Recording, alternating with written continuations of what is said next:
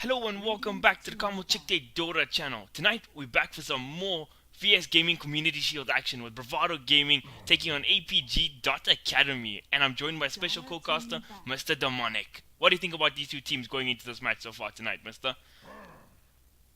Um, this APG side is surprisingly strong. Um, that's all I'm going to say. Having played recently against Bravado Gaming, I felt like they weren't that strong actually overall. So with this lineup, I mean, they could definitely pull something out the bag here. Alright, I have to agree with you there. I mean, we've seen some familiar faces in this game as well. Soda, ex-BVD player not too long ago. Zero was part of BVD management or something like that last year sometime. People are pretty familiar with each other going into this game, it seems like. Oh yeah, these are two teams that know each other very well. Obviously, Soda himself being a former Bravado player is a big, he was there for a long time as well.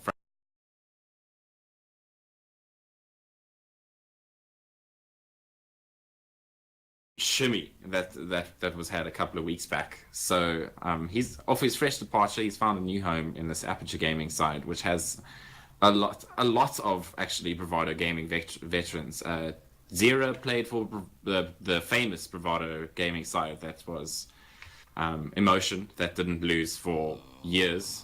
He was part of that roster at some points. You've had Disappoint, who was part of Bravado Gaming Blue, their brother side that existed for a long time. You had Soda, who was part of this Bravado Gaming roster, and Hurley, who's played for the other Aperture Gaming side. So I mean, in terms of experience, you've got such a wealth here. That's over the years that they definitely can pull something out of the hat here.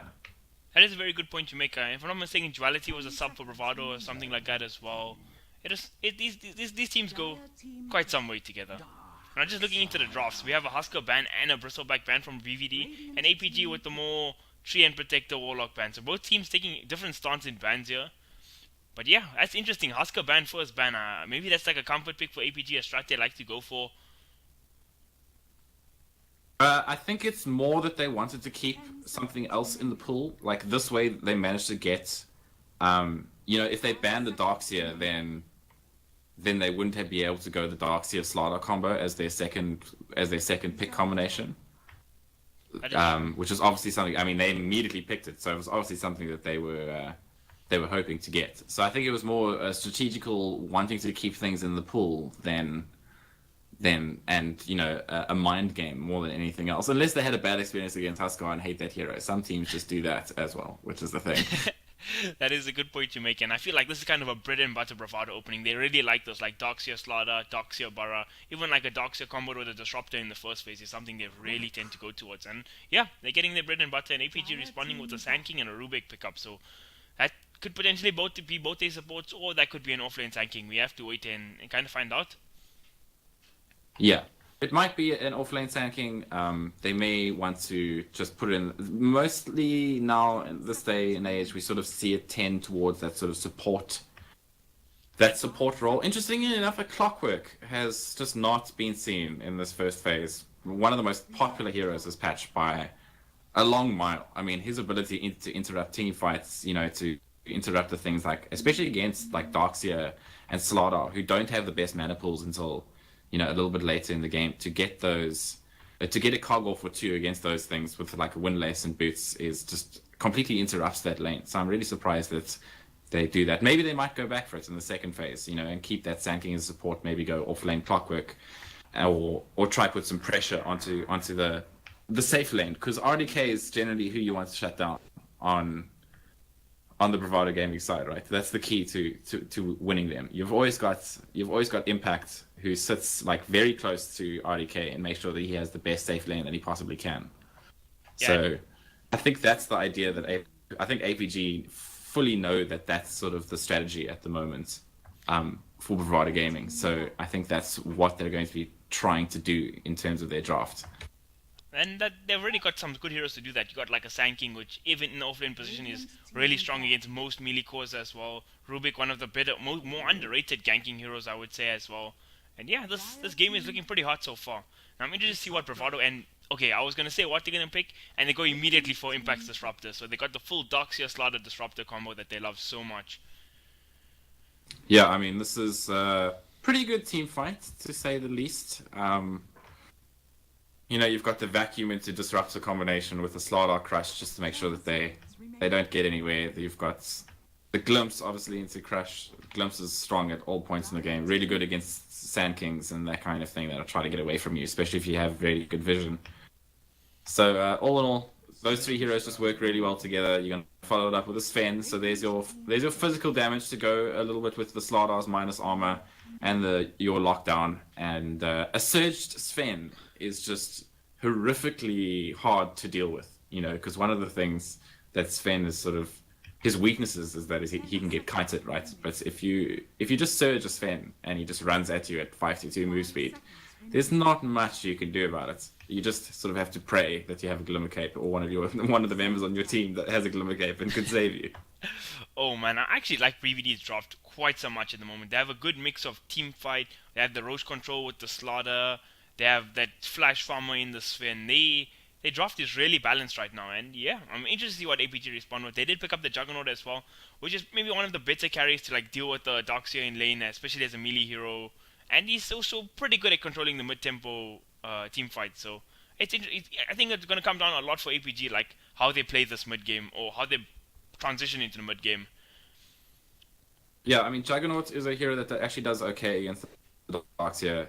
He has his healing ward to sustain in lane, and once he gets something like an Aquila, he can just stay there. And now you've got the IG combination, right, of Magnus plus Juggernaut burning, obviously destroys on this hero. This combination, IG made it very famous at the Kiev Major just because they had a 90% win rate when they picked these two heroes or something. It was devastating.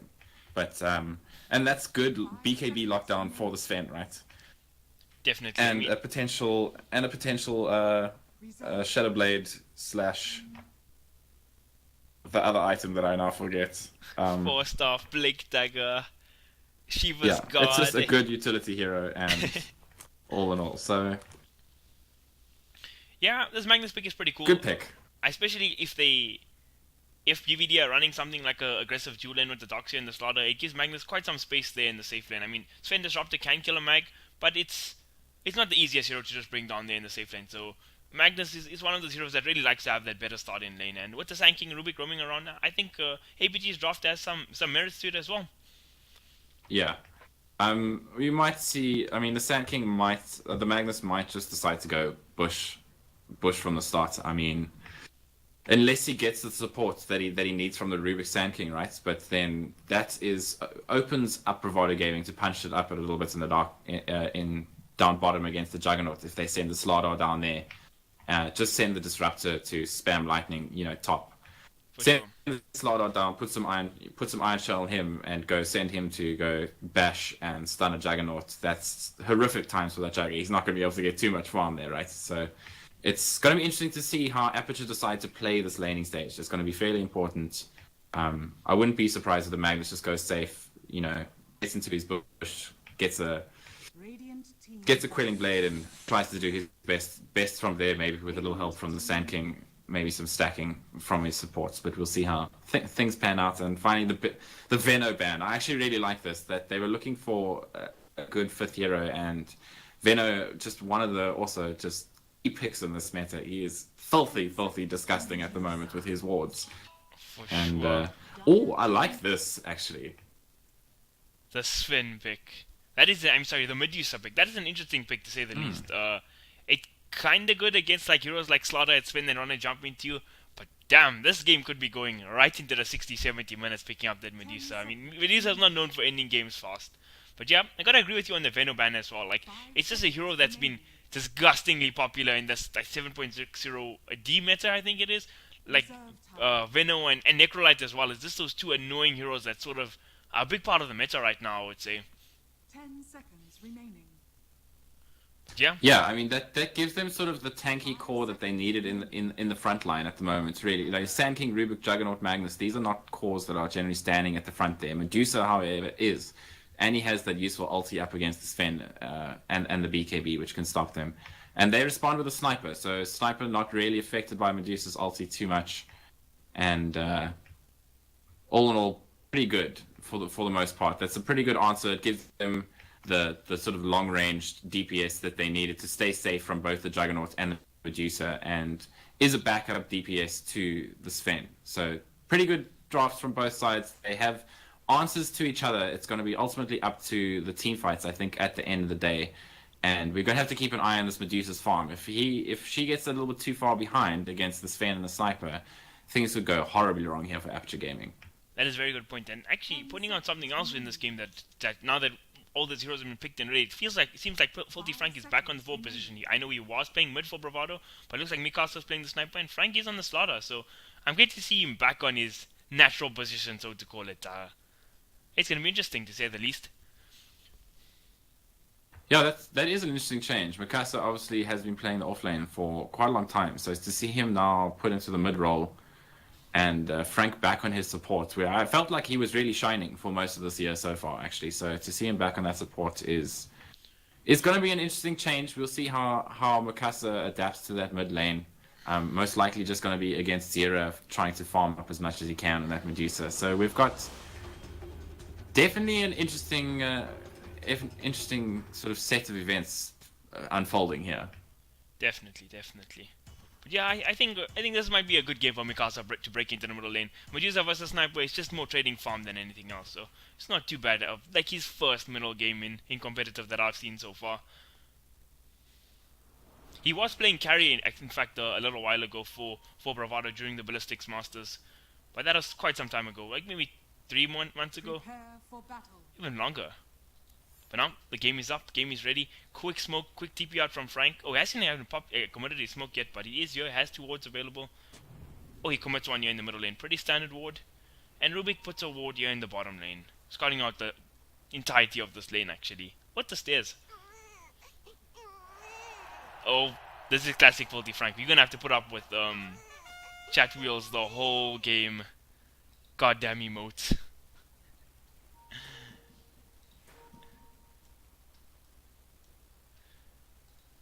Frank holding on to that second ward still. RDK waiting for his safe lane. Gonna be rushing the PMS first. On the flip side, Mr. Hurley on Magnus is... Okay, I think you called it right, Mr. Demonik. He's bought the Iron Talon, and I think he's gonna be jungling from the get-go. Yeah. Yeah, I mean, it's just... you don't want to go up against sort of that lineup and compromise yourself against the Sven. You know, it's much better to just level up as fast as you can, get your mana boots, and start actually sort of being useful. Get that reverse polarity, get that cleave up, more importantly, for the rest of your for disappoint. You know, once you have that level 4 cleave up for the Juggernaut, his jungle and the stacks and things that he can do in the jungle become a lot easier. So that's, I mean, pretty important. He's a pretty important factor in this game. And obviously, him being Disappoint's brother as well, it helps that they will no doubt have Frank some is going for the communication. courier snipe. He's going in, gets 1 hit. Is it going to be first courier? Oh, easy courier for Filthy Frank. And that had the healing salve as well for the Medusa on. Oh man, Filthy Frank doing what Filthy Frank does best. I'm so happy to see him back on the 4 actually.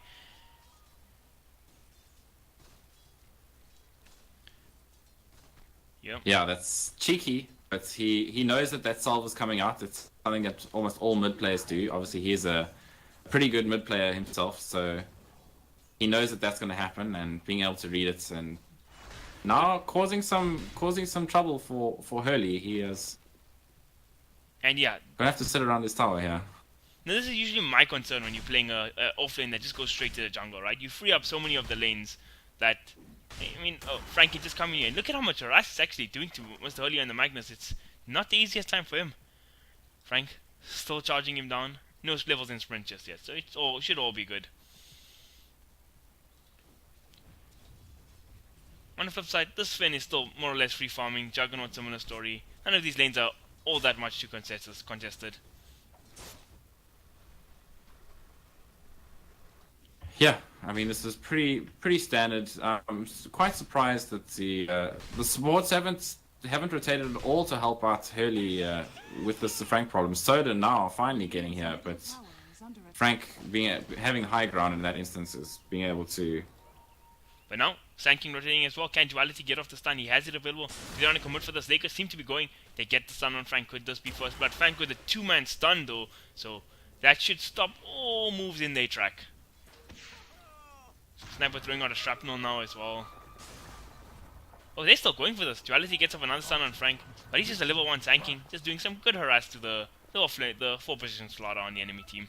Yeah, if you had level 2 there in the Caustic Finale, then maybe they get the kill. But as 2 level 1 supports at 2 minutes into the game, you're not going to be able to do anything significant. So, but unfortunately, Hurley's had a pretty atrocious time here so far. You know, this is finally he's going to be able to get his first big creep here, almost hitting level 2. But this is not really where you want to be. And finally, I think Duality is now going to hang up here to make sure that if that pesky little Slardar comes back, I mean, that'll be the Fish King. They'll actually be able to do something about it. Alright, so my question is, right, so during all this engagement going on, all that little skirmish that's going, Magnus hitting Slardar, Slardar hitting Magnus, Hurley opted not to level any skill points, so I don't know, would it have helped him there to level that point of power and just trade the hits there a bit more effectively, or was him keeping that skill point maybe a smarter play in case he needed a shockwave or a skew or something like that? Yeah, I think he wanted to keep it just in case he needed the skewer to actually save his life, get back to his tower, and that's probably the right play. You know, if you're not doing anything with that skill point, you may as well just keep it. I mean, like level 1 power is not going to be too much damage at the first level. You know, it's more important because he has the Iron Talon and that kind of thing when it comes to the neutrals. Like actually hitting a single target, it's not that good. So Impact does actually spot out that Duality is here. Oh, wasted glimpse, and he could actually be in trouble. Demonik, this is Hurley's first running at him blood. too. Gets the skew off. Is it enough though? Mr. Sven whacking away, and Hurley could be in real trouble. He's committed that skew already. Could this be a kill? Frank getting off the stun, but he's missing on Hurley. And Hurley's just going to juke in the trees, but Duality could now be in trouble. He still has 1 point in stun available. He might actually go for impact. Nope, he's going to get the double man stun and get out. Can he get out though? He's running. He is The level running. 1 glimpse, so, and it's been used, so there's no chance of him getting sucked back or anything to the like. So he's going to...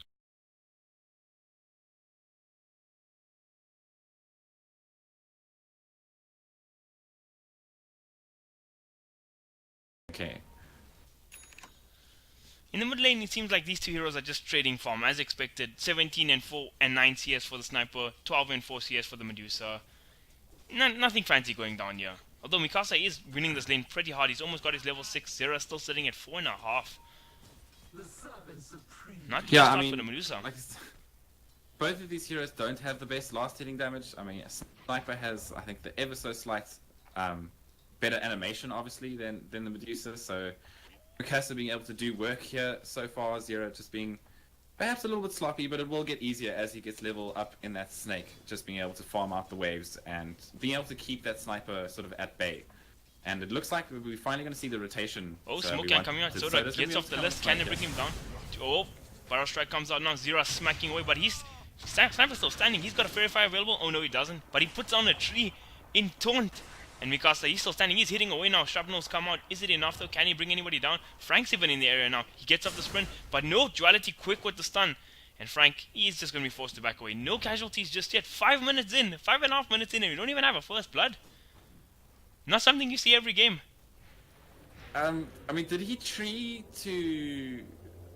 for fog, so that he could sit behind it and shoot?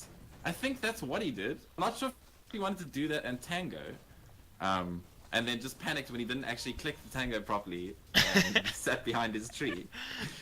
Hilarious, whatever happened. I thought he was just taunting them, to be honest. Like, ha, try kill me now, there's a tree in the way. But that UI just sounds a lot more just some plausible. DM, who knows? next level meta play is coming out. So good, so good. Radiant's top tower Magnus now is hitting his level 4, so despite the pressure Frank put on early on, Mr. Hurley's not too far behind. Darkseer, of course, his counterpart is farming a hell of a lot better with more than double the CS. Almost got his level 6. But yeah, game seems to be a little in favor in the farm wars to the side of Bravado actually at the moment. Getting a little bit more out of his lanes. Yeah, obviously disappoints. Is you struggle a little bit in the early game, obviously with Darkseer just naturally because of the Iron Shell. So He hasn't dropped off that much in terms of farm, so he'll be pretty good, feeling pretty good. Sorry to interrupt you, Cocaster, but there's plays getting made out middle. Medusa forced to come out ulti, and Sniper actually gets stunned up. He gets off the hit. Is it enough to get his ulti out? It comes on, and that's the first blood for the Sniper. Mikasa kills up the Medusa, and now Frank, he gets a double man stun. Can he actually die as well? Nah, he's fine. Shrapnel doing so much damage there. Yeah, unfortunately, Shrapnel not on cooldown yet, so if he had another charge there, I'm pretty sure that was almost a triple kill for Mikasa. But the Sniper, the first snipe being able to do enough damage to actually get the kill. Oh, he almost, I heard a snipe, he's thinking about it, he thought about trying to snipe Duality, but just a little short on damage, then, I think. Yeah, just a little, he was thinking about it though, but then saw the TP of the Medusa and decided against it, so unfortunately, no kill there as of yet. At this point now, picking up that stack, he is looking a little bit better. Has his point in Omni Slash available now too? 225 has actually done pretty well in this lane. He's got his mana boots and his soul ring, and he's already working on his way to his mech. So, he hasn't been chased out of this lane really. So just doing, this is what you want as a Darkseer really. You get your chance to just cast Iron Shells and wait for that money to roll in. Yeah, he's had a pretty good game on his Darkseer so far. Not really contested all that much in his lane, and yeah, he's really capitalized on his farm. As you said, mana boot, soul ring already. But talking about farm, we've got to look at Mr. RDK. This is like a dream game for Mr. Sven. He's been completely uncontested, well on the top of the CS charts, and yeah, Sven in a good place right now. Almost has an MOM, so those stacks will be a lot easier to clear. Do we have any ancient stacks up? We do. 1 year and one on the other side, so RDK could be getting massive really quickly. Yeah, I mean, like, as I said, they generally want to make sure that RDK has a good time, and he's had a great time so far, you know, sitting at top of the net worth, if I'm not mistaken, yeah, by quite a margin. Sniper sitting at second, pretty much thanks to that first blood. And so doing exactly what he wants and exactly what he needs to at the moment, and I wouldn't be surprised if we're going to see the Mask of Madness into Blink Dagger.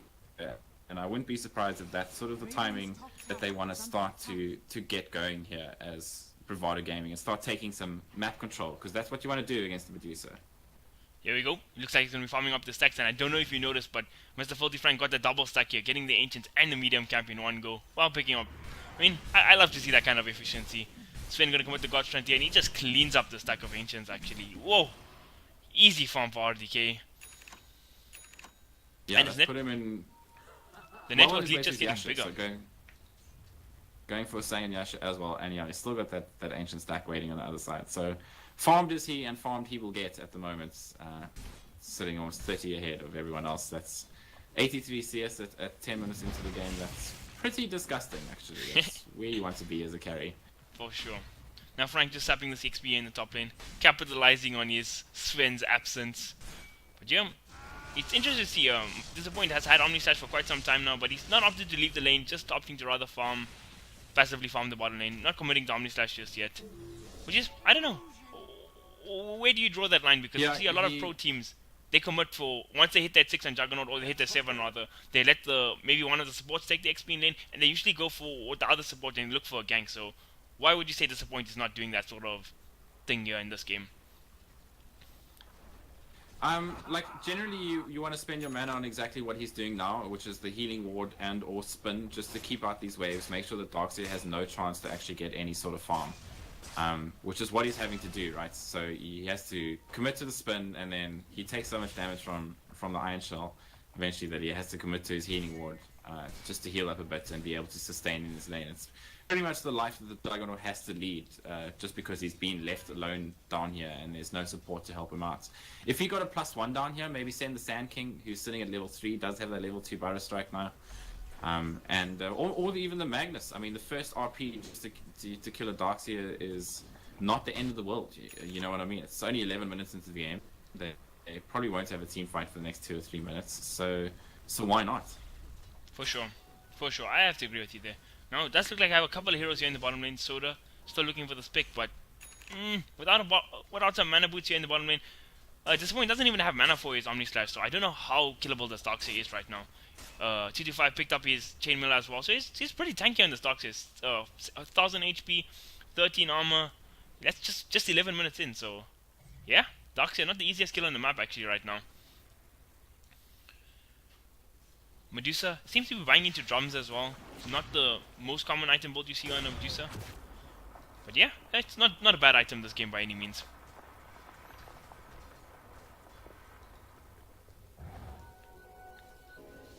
But Medusa just seems like such a rare hero right now. What is like standard item build for Medusa? Because if you see like Eternal Envy or something played, you see like crazy stuff like Blade Mail come out. But well, what do you say is like a standard item build for Medusa right at this moment? I'm not sure actually. I mean, do they go the double Manta style? Does he go the Lincoln Sphere? I mean, it's pretty good against things like Snipe and Glimpse. Oh, it looks like Rubik's gonna be a casualty as Soda walks into two heroes, Rubik gets stunned up by Sven. No Gotchment even needed, and they just clean up that Rubik. And he's gonna find a stack here. In fact, a 3 stack of Ancients. This is not the best situation for the side of the Radiant. RDK cleaning up the Ancients. In fact, getting on a deep ward here as well, so it's hard for Radiant to even contest their own jungle right now. Yeah, and that's a bit of a disaster. I mean, he's managed to get almost an entire Sang and Yasha off of these ancient stacks. So RDK is picked up that Mask of Madness and has just gotten so much value out of it so far. I mean, 13 minutes in, right? The score is 0-2. But the net worth lead is just getting bigger and bigger by the second. It's 6k in favor of Bravado, and it doesn't look like he's going to stop anytime soon. The Sven is just so efficient right now on this map. It's kind of crazy, actually.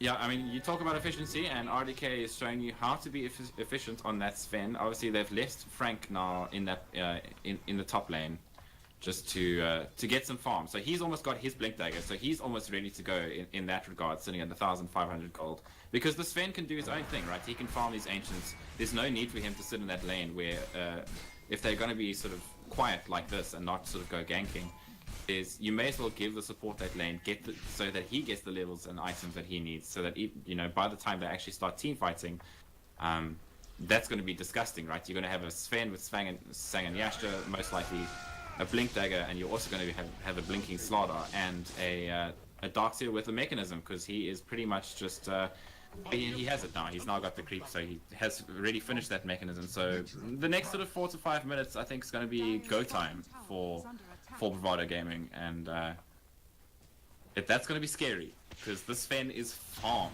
He is so frightening. Yep, and that really is the case right now, and I feel like you just said, like, there's just these small timing windows coming out for Bravado, and APG could be in a world of trouble. I mean, Frank is only 300 gold off his Blink Dagger, and that might just be the timing. The Sang and Yasha's on its way already in the career for Sven, so I feel like APG are just slowly, or rather very rapidly falling behind in this game. Mikasa is somebody we haven't touched upon at all. Sort of the problem, right? They needed to. I mean, they're keeping up, and they do have the teamfight capabilities with the Magnus RP, Medusa, the Sand King, to once they actually get all the ultimates off, be able to deal just incredible amounts of damage. But that requires really good positioning and knowledge of what Bravado Gaming are doing. And Bravado Gaming just seems to be sort of one step ahead at the moment. I mean, RDK coming to steal the Ancients of the opposing side. That's not something that you see very often by himself, almost, as well, with just one support there. So Zero has built into those drums. Well, he's going to get stunned up. Looks like he wants to fight earlier than later. Oh, they're going. RDK charging him under the Static Storm, just destroys Magnus. And now, Sanking, he's here by himself, but Sentry Ward is committed. Is RDK going to go for this? But no, Glimpse goes back on the Medusa, so it's just these two supports by the lonesome right now. Sora getting smacked down, but do they want to commit for this? Impact, he gets stunned up. Oh, actually, Frank getting stunned up. And now, Disappoint. Yeah, they're looking for the plays, but they're just going to back out now. They got what they came for. Killed the Magnus. Get the Glimpse back. So they got the first hour of the game, forced some rotations, and yeah, BVD really dictating the pace of this game right now. Yeah, I mean, none of them have died, so they're doing exactly what they need to, and now that's a Blink Dagger on Frank with that tower. 60 minutes into the game, considering that he pretty much has not hit, well, he's got 34 CS, so he managed to hit quite a few CS in that top lane, did some work up there, but up until that point, pretty much hadn't hit a CS. And your snipers already got sort of some of the items that he needs working to. Oh, and here's the Blink Dagger going to work immediately. They get a stun onto Zero. Can they bring him down? The Shrapnel's committed, but Medusa a little too tanky of a target to actually bring down. Yeah, Mika. Oh. Radiant's bottom Mikasa is somebody we haven't really talked about much this game, but he's actually pretty damn farmed himself. He's sitting at 100 CS, 17 minutes in, hasn't died just yet. He's level 13 on the sniper and well on the way to a Maelstrom along with his Dragon Lance that he already has. Yeah, looking really good. So this is pretty much all going PvD's way at the moment, and this is not really a safe lane for Zero to be in, and you can see exactly why. Every time he comes forward, Oops, sniper ulti coming out and sniped. BAM! Another kill for Mikasa. And that's rather Yeah, unfortunate. this is not a safe. This is not a safe lane Dire's top tower for the Medusa to be in, unless he has help there for the jump, right? Because that jump's going to be coming every time that Medusa steps forward in the lane, and Frank is immediately looking for more kills. Might be able to get punished here. Oh, Omni Slash is committed, but he gets off a quick stun, but no police shockwave comes out, and it's more than enough damage to bring down Frank. Finally Omni Slash got used. I've been waiting this whole game. But yeah, it's like they've been playing, APG have been playing with this Magnus, right? With 2 cores they can abuse it, but okay, now Disappoint is empowered up, but it feels like this game, these cores haven't really been empowered. They've just been sitting in their lanes farming and haven't been really abusing this efficiency from the Magnus in power, and the charts are just showing it. 10k net worth difference between BVD and APG with the only 3 kill difference at 20 minutes. It's actually crazy. And now this could be a massive fight brewing up bot. Darkseer baiting up here, impacts on the ready. They're actually going to take the bait, going on the Darkseer, but he has a mech available. Big static soul coming on. RDK chowing through all these heroes. And now RP does come out onto 2 heroes. 1 hero force. Darkseer dead. Big freaking skewer coming out from Hurley, but is it enough? RDK still whacking away. Can they bring down the Medusa? Magnus going to get glimpsed back into the static storm. Sorry, the kinetic field. And now Magnus throws out a shockwave, but oh, RDK getting a triple kill. Can it be an ultra? It is an ultra. Crash and burn emoji pop. Tier 1 tower secured, and that's a full 5-man wipe for the side of Bravado Gaming. Man, oh man, that was It's a disaster. Blink Dagger, Sang and Asher, this is our time to go, ladies and gentlemen, and that's exactly what we saw. I mean, even with a great RP on the back line coming out from Hurley, they still only managed to kill the Darkseer. So, I mean, Omni Slash was tough committed, times. right? So the RP, yes, it was big, got 2 heroes, skewered 2 heroes on the tower, but where's the damage coming out from Bravado, right? Omni Slash is down, Medusa hitting like a kitten right now. I mean, you have Epicenter, but it really just doesn't feel like enough to stop Bravado Gaming. I mean, this day is just so big right now. The network lead has gone up to 15k. Actually insane. Yeah, I mean, this is just looking like tough times. I mean, APG needed to get something more out of that fight, especially considering they lost both T1 and T2. It's a full 5-man wipe, T1 and T2. That is a disgusting gold swing for Bravado Gaming. And obviously now, if they manage to get a fight, it's obviously going to be because you've got the streaks, because if you do manage to kill that Sven, he's going to be worth a lot of gold. But at the moment, how do you kill that Sven? I think is the more important answer. It looks like he's already working towards a Bloodthorn, which is going to be even bigger problems for the Medusa. Medusa is just now working towards a Dragon Lance, so no Lincoln Sphere in sight. So if she happens to get Bloodthorns, that is going to be huge problems, and it looks like they've seen what they want. Stun comes out from Frank, massive, along with the static storm, and oh my god. Dare I say it, but that could be the game right there. RDK eating through more and more heroes. Triple kill, but no. Impact managed to get the kill. That lasted onto that poor Magnus. But man, oh man, this Sven, he basically 2-hit the Medusa along with the Rubik. I don't think I've ever seen such a squishy Medusa in my life. That's quite hilarious, actually. Yeah, that's, I mean, it's chunked through him. Chunked through him. He didn't look like a Medusa, he looked like a Rubik. Oh, and that's a bit of a problem. And high ground is getting threatened. With the Magnus down, why not get a T3? Get a high ground, take those shrines. And Williams off cooldown now in a second, along with the Warcry. They're gonna probably can actually bring down this tier 3. Yeah, I think they're gonna do it. But RP is ready, Epicenter is ready. Can APG do anything to defend their tower? They're gonna try. Frank though, waiting in the backlines for the Blink Dagger, and it's an easy tier 3 for the side of Bravado. It's all good. It's all good. Now the shrines are exposed. Roche is exposed. 20k net worth difference. I'm just not feeling this game on for APG right now, man. Dire's bottom tower is under attack. Yeah, it's a tough road to come back on. Obviously, they have good high ground when all 5 of them are alive with the Sand King LT and the Magnus, so they can defend that for now. But the thing is, they need to get a good combination off, and the problem the problem is impact, right? You have impact in 225, 225 on the dark here. So you have this counter initiate, right? That every time they go in, Magnus Sand King, they're going to be wanting to clump up on heroes, and then all impact does is just throw an ulti. Ooh, this could be it. Like we just said, my massive 4-man vacuum wall coming out from 225, and these heroes are just getting cleaned up right now. And GG is actually called 22 minutes in, no racks has fallen. But whoa, that game. That was a good example of what I was talking about, right? 100%. As you explained it, I'm like, okay, we're gonna see an example coming out here immediately. But I feel like that was the first vacuum wall we saw in the game, and what a vacuum wall it was! Getting 4 heroes and Sven just cleave through all of them. What a first game coming out from BVD, and I hope APG has something better to offer in the second game, because if it's anything like this one, we could be off and on our way in the next half an hour. Wow, things just not coming together at the end of the day. Unfortunate series of events for APG Academy. Maybe they got something better in game 2. It's not even like that.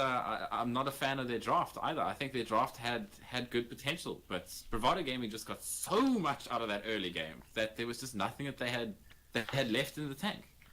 Yeah, I feel like we didn't see anything like stacks. Okay, I mean there was an ancient stack, but it got stolen. But a key point I'd like to point out in this game was, you remember that gank that Sven made with the disruptor, right? They smoke up, walk into the enemy jungle, they get that one pick off, they get down a deep ward, and they take down the ancients, right? Now I feel when you're playing a Juggernaut like APG were, when you hit your level 6 or 7, you can be doing exactly the same things. I mean, Juggernaut plus any hero with a disable, like a Sand King, like a Rubik, is a guaranteed kill before the 15-minute marks every time. So why not use that to your advantage? I mean, you're gonna try play the farm wars with a Juggernaut against a Sven, you're not gonna win. Never ever ever like that. Yeah, it's just. I think they just need to go back to the drawing board. I think if they wanted to sort of sack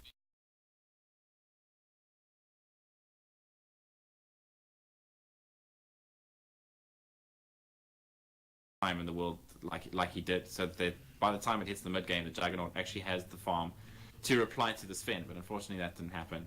But what ifs can go on forever. So I think let's just move on swiftly. Alright, moving to the same. So short break before the game 2 is live, and yeah, GG well played in the first game to Bravado Gaming.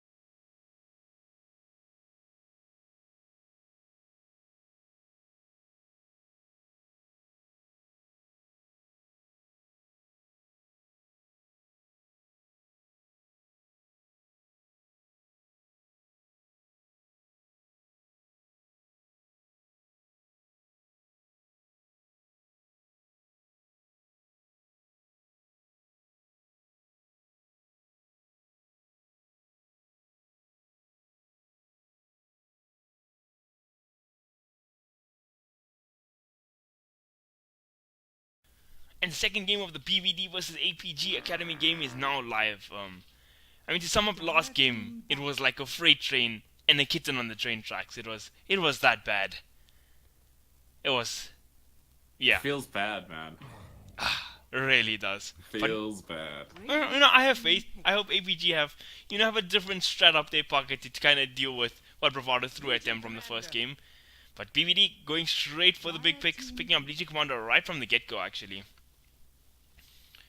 Bans changed a little. APG showing some respect to the 225 Doxia, but still taking out the Treant yet again. Good ban. And BVD taking out Bristleback yet again, and a Razor this time instead of a 10 Husker. seconds remaining.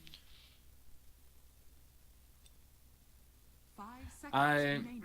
gonna be interesting to see what they decide to pair up that Legion commander with.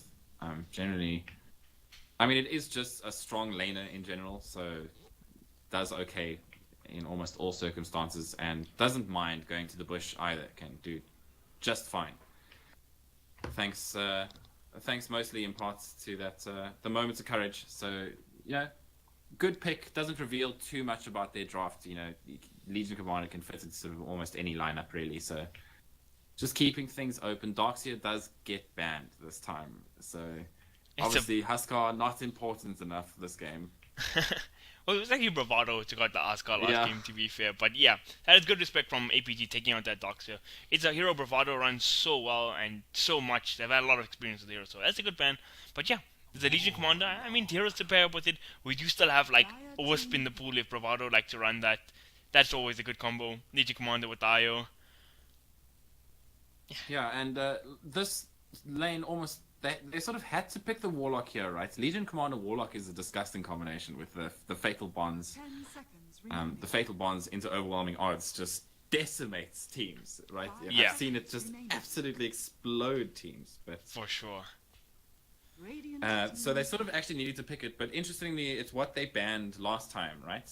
APG as their second ban instead of the Darkseer. So obviously wanting it to go through this time Dire team and managing to pick it up themselves. So it's something that they wanted, and it's also a good deny pick. So, and that with Sand King gives you pretty good team fights, I would say. Alright, so I've actually spoken to APG's, well, the main team, the Masters team, about this combo before as well. Radiant team Warlock plus Sanking, and you run it as aggressive dual lane, and it's a really hard dual lane to deal with. And it's interesting the Bravado pick it up. I'd love to see how they're gonna run this, because I mean, Warlock as just a zoning support is ridiculous to deal with, and Sanking is just Sanking. Once he gets 2 or 3 levels up, almost impossible. So yeah, that's a very strong opening from the side of Bravado, I think. Oh, sorry, APG Academy, I 10 think. seconds My bad. remaining. Yeah, good answer. 5 seconds remaining. And minus armor, the dazzle, just a really good support hero in general, and that's going to be obviously the impact hero just to keep RDK safe. As we see that Veno get banned out again, and almost a respect ban coming out from the Slardar this time. They don't want to see Frank on that hero. He was almost a Tide Hunter, landing sort of regular 2-3 hero stuns. regular Ravagers on multiple heroes. Oh, Frank, man, he's just so good in that 4-position role. But the bans that are coming out is pretty interesting. So obviously, like you said, the Slaughter standard, something we saw last game. But Lina coming out, it was when RTK was actually playing middle for Bravado, like his go-to hero. He just played Lina, game in, game out, along with Shadowfiend. But yeah, Lina, decent ban. BVD take out the Venomancer yet again, and a Mirana, so Remaining. that is a very odd ban. I'm not quite sure why they're taking it out. Maybe they just want to keep the pool open, like you said. Who knows? I mean, it can be that. It can be just useful in general. It's more teamfight damage, right? The Starfall, and is a hero that quite a few of the side of APG enjoy playing. If I remember my Dota history, although it's becoming quite fuzzy in my sort of old age, but I know Zera is a huge fan of that hero. I know Disappoint's a fan of that hero, so is a hero that they use really well. It actually combos up pretty well with the Warlock as well. If you go for that like Aghanims build, you get some double Starstorm into Fatal Bond. It's pretty disgusting exactly. It's as well. like a lot of burst. Yeah, maybe not a bad ban from Bravado. They foreseeing the sort of comfort pick here was that of APG, and they taking it out from the get-go. And whoa, a Night And Stalker coming out. with the Legion Commander, you're going to have the duel in the same place, so it's going to be pretty easy arrow targets if they as a good sort of defensive option. So it's it's not the worst ban. That's sus Lycan. Alright, so we saw a Night Stalker picked up and an immediate response with the Lycan. So I feel like Lycan's howl during the nighttime is a ridiculous ability to say the least. The amount it just provides your team, it's like it makes Chen Ultimate look like a weak ability in comparison. 5 seconds remaining. Radiant team pick. And what do you think about the Night Stalker pick? It's been a very, very popular pick, especially during the TI qualifiers. And it's just a strong hero since they changed the Hunter in the Night that lets you actually just fly around like a big scary Batman. Yeah, I like the Night Stalker. Really great vision. So I mean, vision is so important when taking team fights, especially with this kind of team fight lineup. And Night Stalker is part of that meta, sort of the Clockwork, Slardar, Darkseer. It's sort of that idea of these strength heroes that run at you, right? It's like the bristleback idea. We're just gonna run at you until we kill you. And Virtus Pro are really good at doing that. They sort of pick whatever the hell they want to. They run at you, they kill you, and they take your base in 20 minutes, right? For sure. And Night Stalker fits so well into that. That first night, Void is a low cost, high damage nuke that he's able to cast multiple times, even with his low mana pool. So being able to combine that with the rest of his abilities, but I think it might actually be a core Night Stalker here, right? Or we're going to see an offlane Sand King. It must be. So yeah, I was confused about this, right? Because last game, APG ran the Sand King last game as well. They played it in a 4 position, but it might very well be an offlane Sand King this time. I mean, both Sand King and Night Stalker can play in that 4 position, so their draft's kind of open in that sense. But BVD now looking into the Earthshaker pick, so that's an interesting pick as well. I actually like this Earthshaker pick quite so much. It's just a lot of lockdown for the Storm Spirit, disrupting all the Night Stalker and Sand King just jump ins as well. Earthshaker's it's quite a cool pick here. What do you think about it? 5 seconds remaining. Yeah, I mean, this gives them the sort of the team fight interruption that they need after the Warlock Sand King combination. It also gives them the sort of the reach to stop that Sand King from being able to come in the first place. And most likely a support Earthshaker. Is this going to be a Frank Earthshaker? Well, he does love the courier snipe, so yeah, it'll be fun to see him on an Earthshaker, to say the least. I think it is. I think it's a 10 seconds remaining. Might just be. Now, I think Earthshaker is a really popular hero in the meta again, and I feel like it's a good hero now for sure, but it's also a big counter to a lot of other popular heroes like the Puck, like the Storm Spirit. These heroes that have these almost untouchable escape mechs, but if you have that instant disable like the Blink Echo Slam, it really shuts those kind of heroes down. So I like this Earthshaker pick a lot, and Yeah. I'm happy that it's back in the meta, to say the least. Good old Chaos Dunk games. Oh, speak of the devil. There's the little fairy dragon. Oh, man, this is a really scary lineup coming out from Bravado Gaming. They've got a lot of counter initiate to answer the various team fight. They've now got the silence for the Storm Spirits, and the lockdown to deal with them. They've got the dazzle to keep them safe, and obviously the Lycan Legion Commander physical damage combination is really frightening. So that's Vengeful Spirits. That's a core venge for sure. Yeah, it's gonna be a core venge. I'm a little bit scared of the anti-push here. If the Lycan decides to go, not that they go the Necrobook kind of strategy anymore, but it is a little bit more viable now that they've buffed the Necros again at 7.06. It's not the worst, but but they're going to be pushing towers. What are they going to do to stop Bravado Gaming from pushing towers at the moment? That's my biggest concern.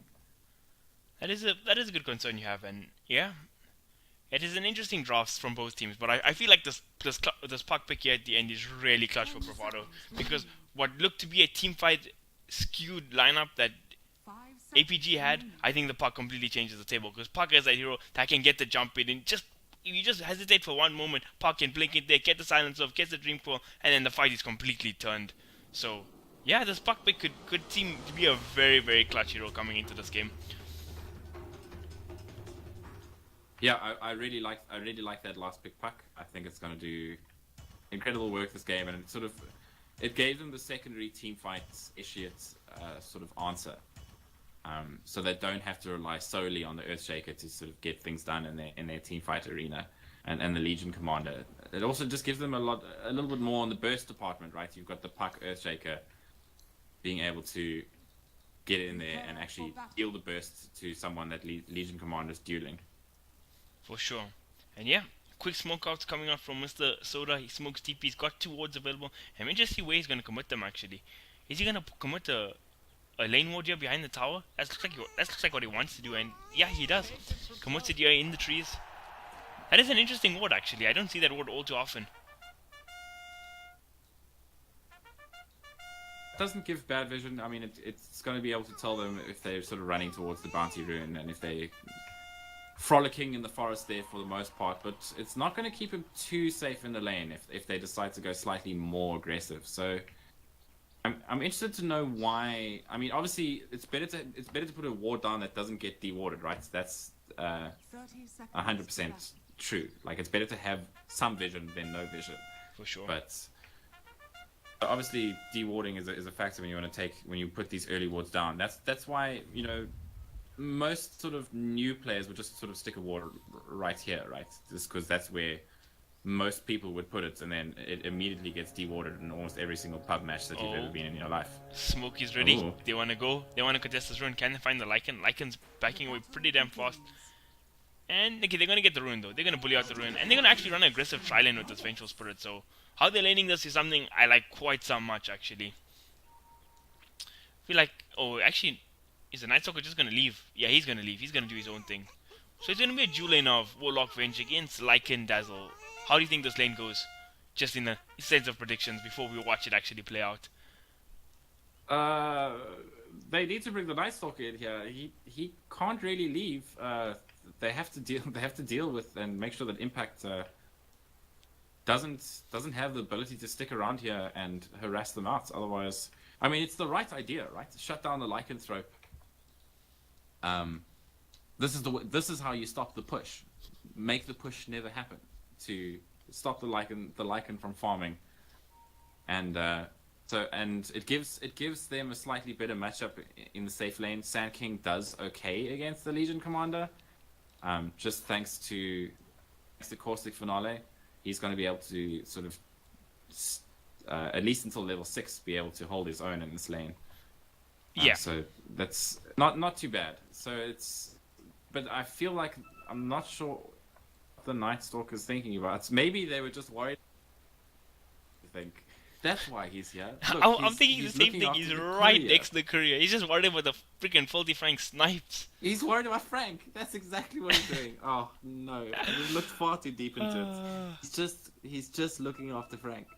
100%. Frank's deep inside his mind. Oh, the mind games, man. When you snipe the couriers as many times as he does, you gotta be worried. But yeah, I feel like top lane, Legion Commander and Sand King should have trade pretty evenly, if not a little bit favored to the Sand King. So that lane should be fine.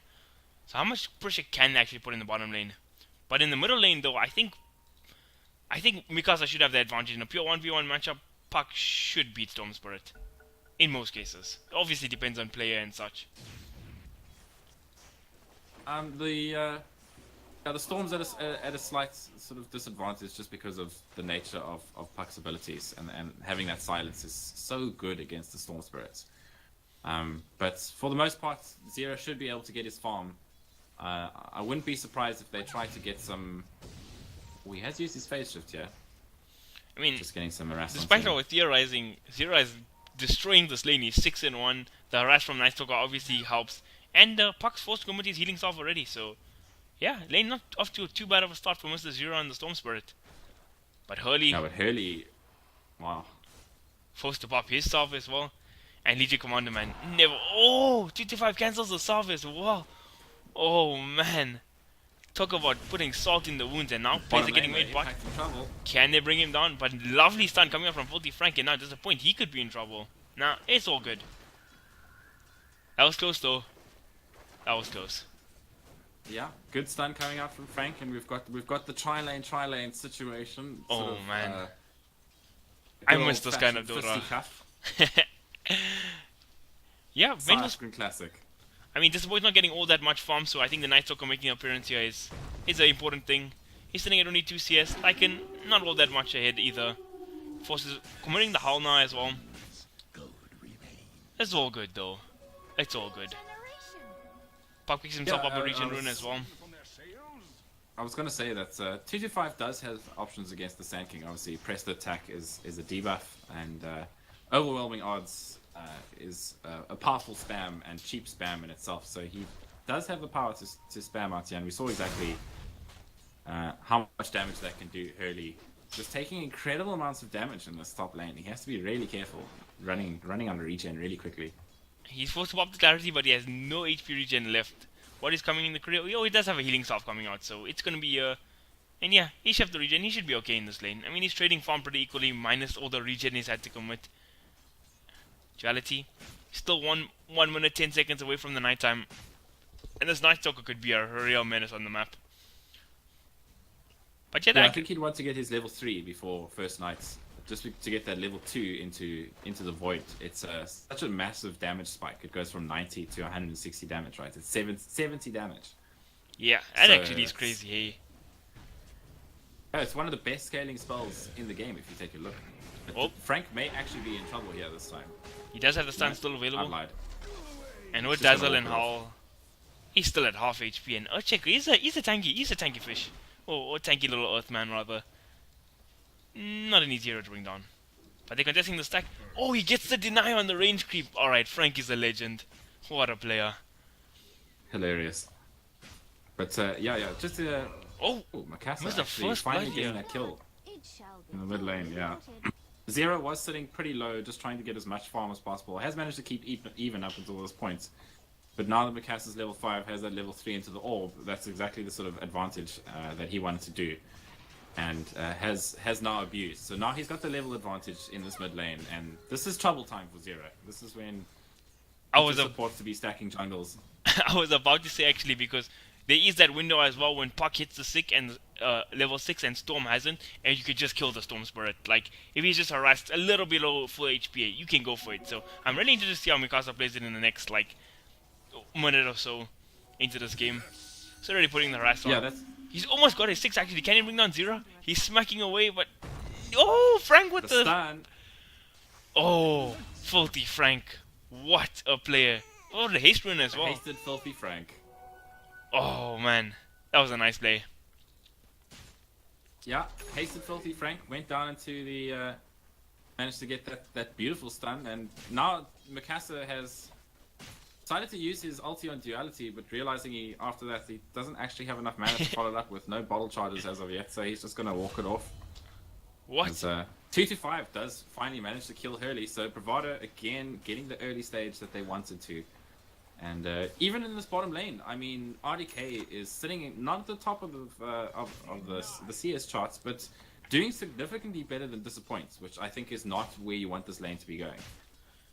I mean, I don't think Lycan is all that weak of a laner anymore, right? Howl is of course a ridiculous ability now, but the regen from Feral Impulse is nothing to be taken lightly anymore. I mean, 4 HP regen just with 2 points in it, and as a natural, like a strength hero. So Lycan is one of the better heroes in lane now, I would say. But now nighttime has come. We're waiting for Mr. Duality to finally make a play. He's got his boots. And how much pressure can he put on this map is the question during this first nighttime. He's TP'd back to the bottom lane. Can he get a kill? He's got his level 3 as well. Sometimes they generally tend to go for the second knight, sometimes as a support, instead of the first one, just because you don't have that many levels. So I wouldn't be surprised if they definitely want to do something in this bottom lane, but the response has just been so good from Bravado Gaming. They've had both Frank and Impact just sort of hanging around here bottom for the most part, just checking runes, stacking an odd pack here and there, and just making sure that that if they ever decide to do something aggressive here in the bottom lane, if they have the response there and We're wait. gonna see a play coming out here in the middle lane. Zera, he gets stream coiled up. Silencer already committed, but do they have enough damage to bring down Zera? Warlock comes in here in the area, he gets the heal off, and Mikasa could be in real trouble. Can they bring Mikasa down? Oh, but Mikasa brings down Zera in the end, and he might just be fine here as well. He finishes off the attack, but nope. Is he gonna fall here? He does fall, so that's a nice little pickup for the Night Stalker, but Stormspirit dying again in the middle lane. That's his third death. And while all that's going on, another hero died as well. Mr. Hurley falls again in the top lane. Did you actually see that death go down? I didn't. I was watching the mid lane. I'll be honest with you. So at this, I mean, it's pretty much a similar situation, right? Hurley is sitting at level 5, and your 225 is now sitting at level 7. Use the duel to get that kill, but no duel damage. But you know, he now has he's got the physical damage with the order there. Frank's in real trouble here. If he survives this. Oh, nah, he falls here in the end. But Night Stalker getting smacked down by that Lycan. Oh. Yeah, he's had a brilliant last 2 minutes. This Lycan, the Night Stalker, he's now picked up his face boots, and is almost level 5. So almost has that level 3 void, and pretty much looking where he wants to be, sort of at the 7-8 minute mark, and can think about start working towards that Argonum Scepter, most likely for himself. I find it really interesting that he skipped the point in Crippling Fear against the Puck, because I don't know, Puck is kind of but Jules going on top before my Theorizing finishes. Hurley, is he gonna fall again? He does, but he gets 2 heroes in his stun force. Is it enough though? Zera zipping in as well. The Legion Commander has fallen. Can they bring down Frank as well? This is the question. Big Fear, Crippling Void coming out on Frank. But Frank, 2 heroes get stunned up. Is it enough? Can he make it away? Duality still charging him down, daytime or not? How much space can Frank make? And Duality with a double kill. Alright, first nighttime, hashtag success for sure. But Mikasa, he's actually walking into the Invis Rune. He has the Veil as well. He gets off the silence. Dreamcoil comes out, throws out the Omen. It's more than enough damage to bring down the Stone Spirit. Mikasa, can he make it out? Oh, we got the jaunt. That was pretty sick actually. He's fine. He's 4-1-0. Nice game to have on the Puck. I mean, he's got a freaking pre-9-minute Veil and 1,000 gold on his way to a Blink Dagger. Sorry, 1,000 gold off his Blink Dagger. Apologies for my English. Yeah, he saw that the Storm had committed almost all his mana and was bottling up to try and kill the Earthshaker. So just took advantage of that as a level 9, and with the Veil, my gosh, that Storm just melts. So that's, look how much damage he takes. That's almost him dead again. Zero. He's just arrived back in his lane, and he's having to shimmy on just to save his life. Oh, that's quite hilarious. Oh man, I do not want to be Zera on the Storm this game. 35 CS, 4 deaths. I mean, he's poorer than his own Night Stalker. That's quite sad. So this is what happens when you don't help your Storm in the mid lane, right? Or if you can't help your Storm in the mid lane because of what else is happening. He manages to get pretty much after you lose that first kill as a Storm, you've lost that lane. That's lane done. You've got a level, your Puck has the level up, and once he gets that ulti, oh, but smoke comes out, they get the swap. Freaking Golem committed now as well, but is it enough? Can he run away? Nope, RDK finally falls. There's a lot of spells committed. Zera still zipping in. They're trying to bring down Impact as well. Can they do it? He gets to the Shadow Grave, but they get the stun off as well. This might be 2 kills in the hands of APG. It is 2 kills, and Duality getting another kill. But while that's going on, in the top lane, Holy falls again. So, that's... 225 is going to be so upset that he's managed to get no dual damage so out of those 3 kills. He consistently kills that Earthshaker every time that Earthshaker goes up there. The Earthshaker now, that's not a safe lane for him. He needs to leave there. Go leave it to someone else, you know, because that's not the place for him to be. But excellent stun coming up. That is a great stun. Soda and Disappoint now find themselves on the wrong side of town, but Duality is here to actually do something. He's smacking away at Frank. Finds himself in trouble. That's another kill for Duality, and he's gonna find RDK as well, but does he have enough damage to bring him down? But no 225's here. Jules on cooldown for another 3 seconds, but massive stun from the Sand King. Everything they get committed as well. Is it enough? Oh, RDK is dead, but 225 still hurling away at Hurley. But now at this point, he's running away. Everybody is running away from the big scary Legion Commander. And RDK dies again in the bottom lane. Oh, Disappoint is fine. Oh, and they actually get the bottom tower as well. That was a nice stunt from Hurley, to say the least. Oh my gosh, And getting Hurley two heroes there. just sort of managed to walk it off there away from that T1. Radiant's middle tower is under And, oh, that was, like, what a game that was also looking, again, very much in favor of BVD. APG just managed to control. These two fights that they won in the bottom lane is massive. Killing RDK twice, killing the supports, and getting this bottom tower. First tower of the... Okay, actually wasn't the first tower of the game. Middle tower fell as well. But still, Yeah, that's but cool. I mean, this is exactly what they need to do, right? They need to actually group up with their team fights and have a team fight, and a good team fight it was. They still have, you know, the rock and things to deal with, as we saw RDK, and be able to shut him down. I mean, sure, the swap was minimal. It was a level 1 swap, so it was literally almost right next to him when he swapped, but it did exactly what it needed to do. It bought enough time to bring down that Lycan, and with that Lycan down, they were able to actually buy enough time. But 225 now has a successful deal in the bank, thanks to that kill on duality. And a Finally. decent amount of gold. So he's got his blink dagger up now, which is frightening, because now he has the ability to go onto the back line and shut down one of those cores. Right. This is problems for the Storm Spirit, because if that Storm Spirit ever decides to show himself, and there are some, you know, like as we are about to see here, as I was about to say, and there's a Legion and a Puck in the area. I don't It's going think to be Zero's a going to walk duel past into his death. rover. Radiant's top He's just tower walking is through, under scouting out attack. the jungle, hoping to find Zero, but I hope he reads this map well. I don't want to see him die again. It's been hard enough game for him already. But actually, Well, he's in saying that, he's only 500 net worth behind RDK on the Lycan, so not the worst case ever for the Storm either. I mean, he's catching up pretty decently, and he's going straight for a Lincoln Sphere on Storm this game. Not something you see all too often, but he looks forced to it. But now, actually going on top, they're trying to bring down RDK again. Is Oh it my enough gosh. damage? But oh, massive dream kill coming out from Mikasa. He gets a return kill almost instantly, and Duality could be in real trouble, but no, he still has Hunter and Knight, but he walks into the Jewel Man, and Jewel Man brings him down. 2 heroes down, Zero in the fray now as well, but massive rock coming out from Soda. Is it enough though? No Fatal Bond to follow up. Mikasa, he gets Shallow Graved up, and he's actually going to bring down the Warlock as well. Zero trying to fight up the Legion Commander. He finally does. It's a 3-for-3 trade so far. And Disappoint trying. It's a 4-for-3, but is he going to survive with his life? So low HP, 5 HP. And Mikasa, he's looking for more snipes. Can he bring down Zero? Nope, Zero's still fine.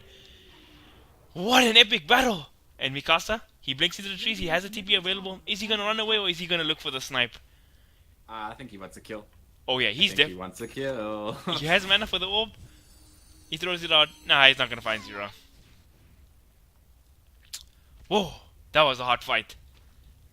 Oh, Sure. And 4 dead on the side of Bravado Gaming, so actually not working out too badly for APG there, and continue to get these kills, and Disappoint and Zero surviving there is huge. That's them being able to get up some net worth, and suddenly even though they're a little bit, you know, further behind, they're definitely not doing too bad. Night Stalker's 100 net worth behind your support. Night Stalker's 100 net worth behind your mid player.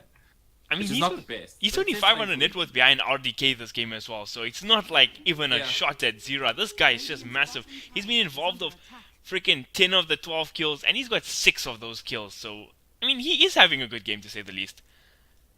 And he actually had a hand of Deciding not Midas to go for that, shift queued up earlier, but he seems he's going for the Halberd now as well, so that's a good pickup as well. Yeah.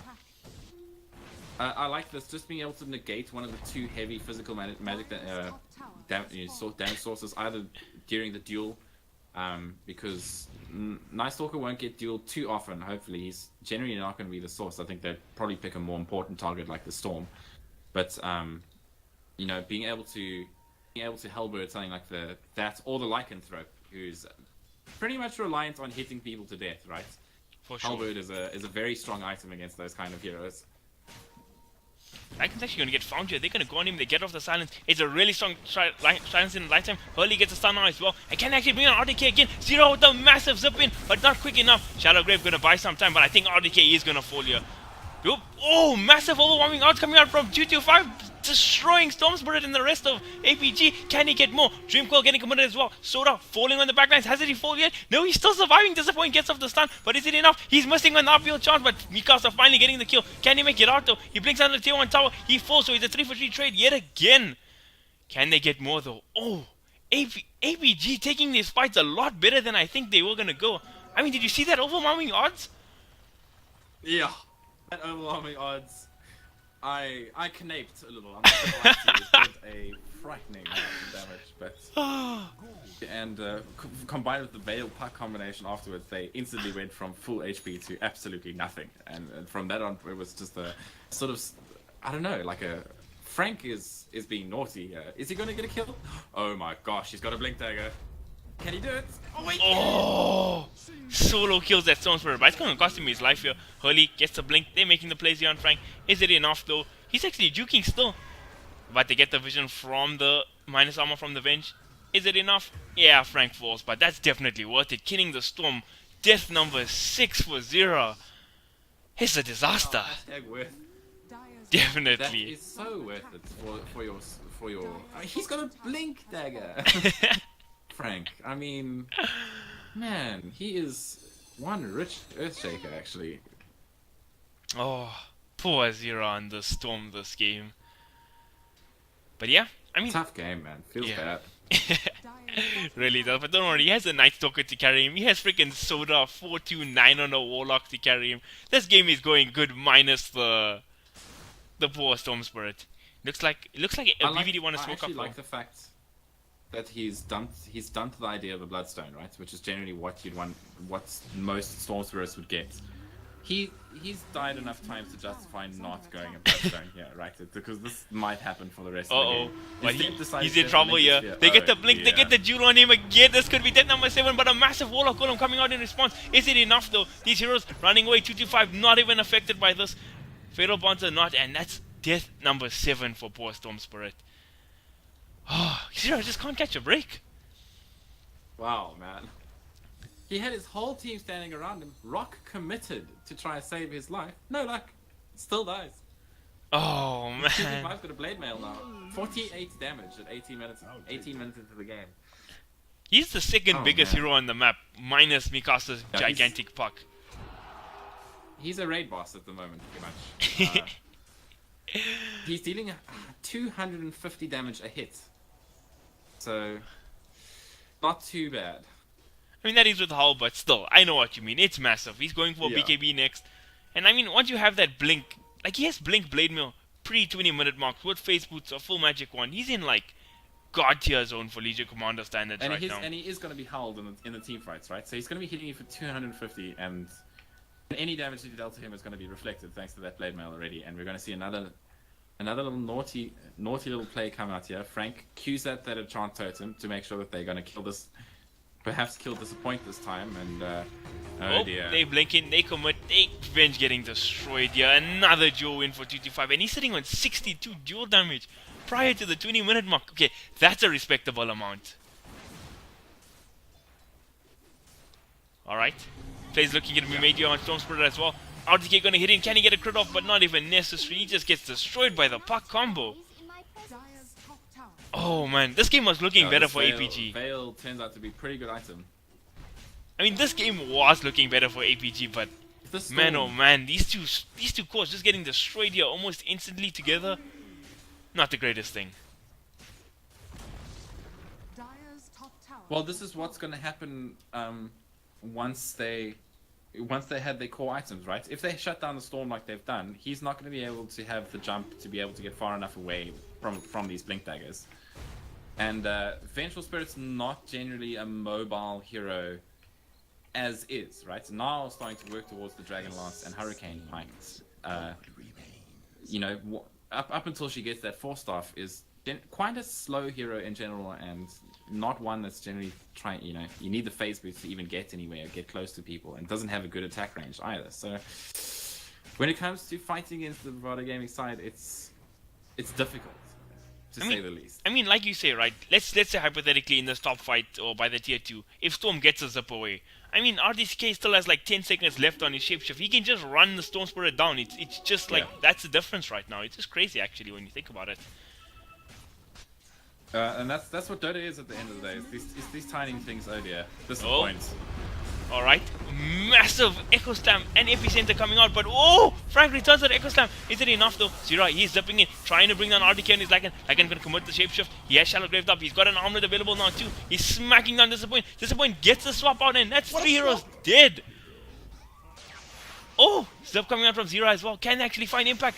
Can he get the void? Oh, so close. What a swap from Disappoint. That was... Man. I mean, the Warlock and the Sand King reacted so fast at the start of that fight. It was actually insane. To get off that Fatal Bonds and Yeah. Epicenter the way they did, they just destroyed two heroes instantly. That was very well played. I mean, I completely jumbled up my team fight play-by-plays there, but it was well played nonetheless. Yeah, they delayed a little bit, right? The puck hesitated, which allowed Hurley enough time. Once the puck had cast his ulti behind the T2, it's pretty obvious. Oh, that, 55 blinks in, he mid catches lane. the Night Stalker, but that's not the easiest kill. Mikasa, he's gonna blink in as well, but he... Okay, they did catch the Night Stalker in the end. Is under attack. He deals significant physical damage. Does the Legion Commander.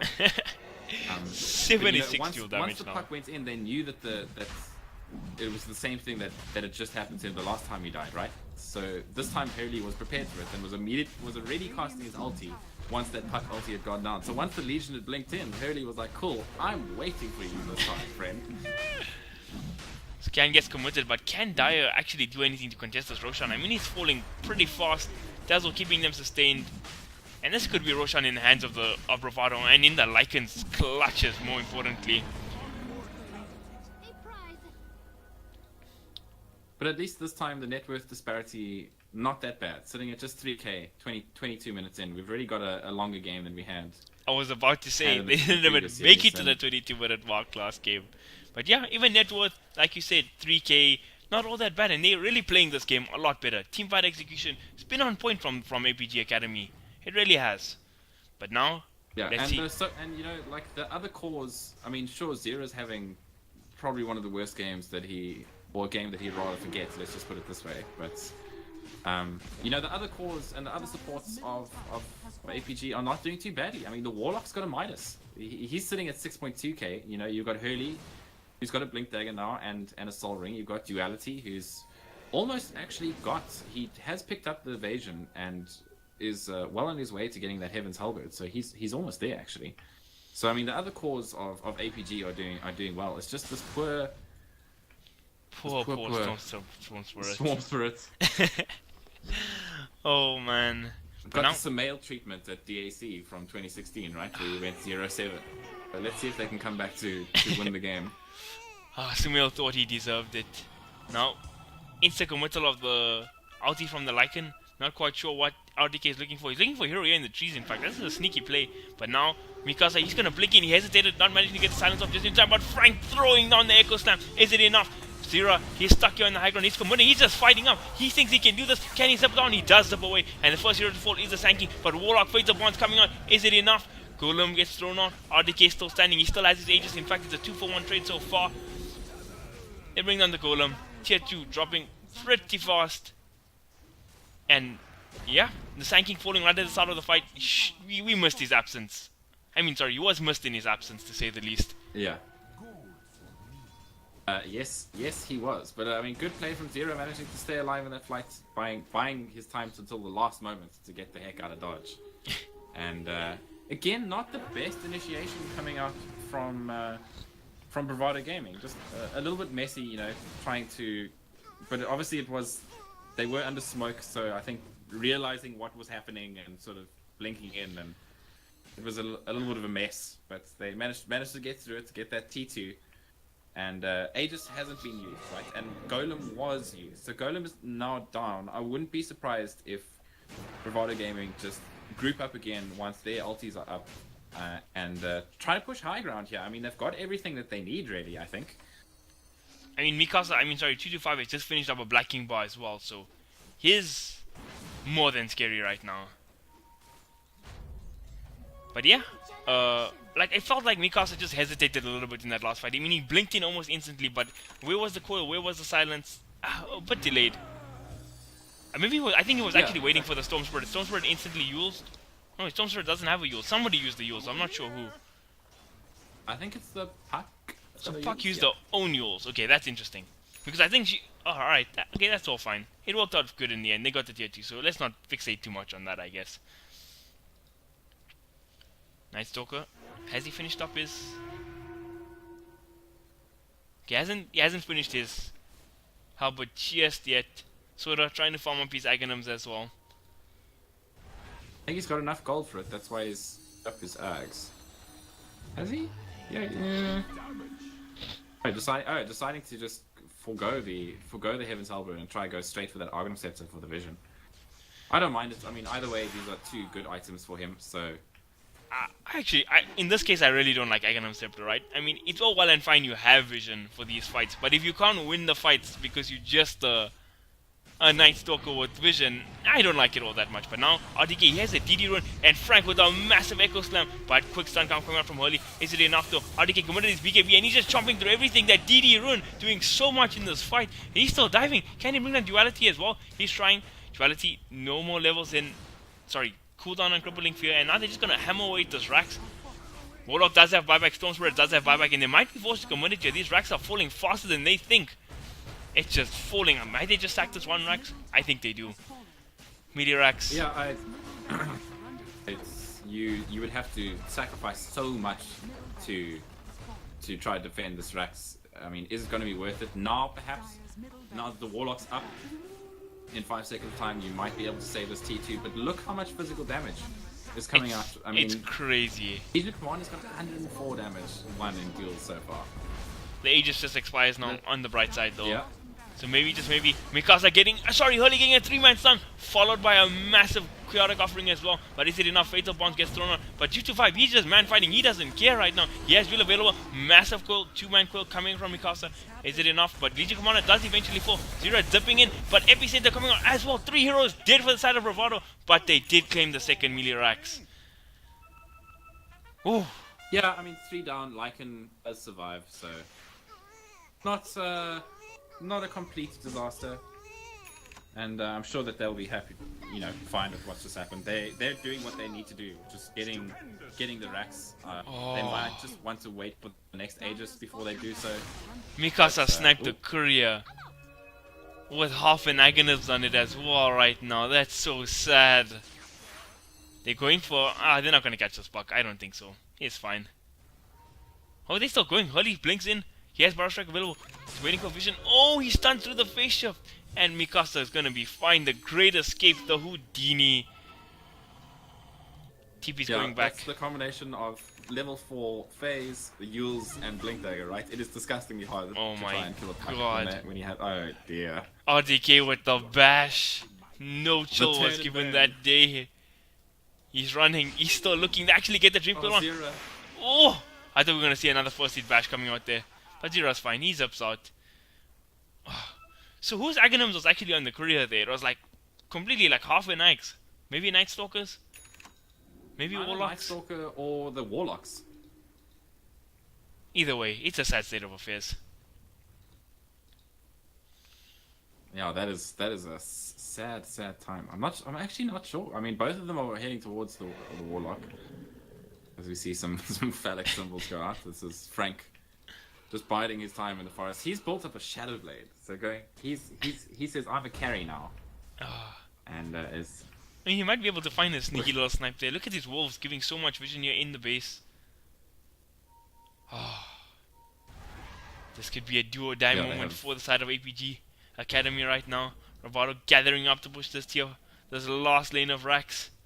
I mean, they still want range Rax here bottom, but I don't think that means all that much. Frank throwing out those good old fissures. Mikasa sieging away here. Weavy is still on him, ticking higher and higher by the second. Smoke actually in the backlines here for BVD. Yeah, it's an interesting smoke. Just trying to play the vision game, keep T2 fine up in the frontier. I mean, he's dealing enough damage. Like it's just gonna run in. He pops the BKB. Massive Echo Slam coming out from Frank. Dream Coil committed now as well. 2 heroes dead, no buybacks available. And this is looking like the end for the side of APG Academy. This Rax getting destroyed. And freaking RDK still running around like a madman here in the base. He gets zapped up by the storm. He doesn't care, fighting under tier 4s. He's going for this. Mikasa trying to bring down the Storm Spirit. But Storm is still fine. Rax. Oh, 55 gets a duel here while we at it. Can he actually bring down Hurley in time? Oh, Frank there, what the freaking hit. More than enough damage. 3 heroes down. Zero zipping in though. Can he actually bring down Frank? He's trying. Frank does fall. But GT5, he pops the BKB. He wants to fight. He doesn't care. Last range rack falls your bottom. Milirax could fall here in the top lane. And GG is And, finally called by Hurley. I think this is Bravado Gaming getting themselves a qualified spot into the Masters Gaming Cup through the winners bracket. It is indeed, actually. Showdown. It is indeed. But though, while we say that, it's not the worst thing for APG. They still have a chance to play through the lower bracket.